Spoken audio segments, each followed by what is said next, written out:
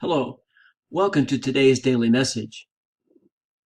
Throughout this week, I would like to devote the daily message to a discussion of the Psalms.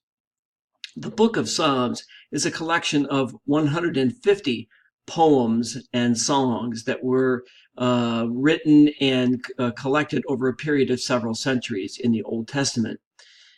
The book of Psalms is the only book in the Bible that is nothing but a collection of prayers. And the Psalms represent dialogue between God's people and God himself.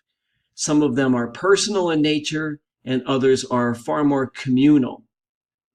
The Psalms express a wide range of emotions. Some of them are Psalms of praise or of gratitude.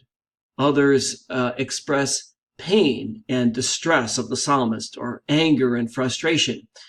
Some are Psalms that express fear or doubt.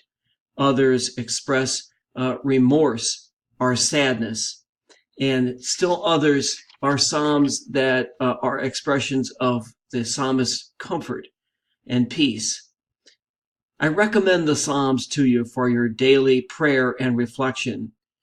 They are short, they're to the point, and the Psalms easily lend themselves to prayer.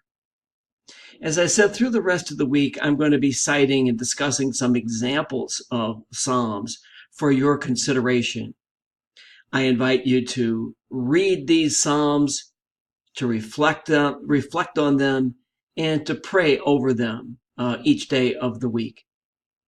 Thank you for watching, and have a great day today.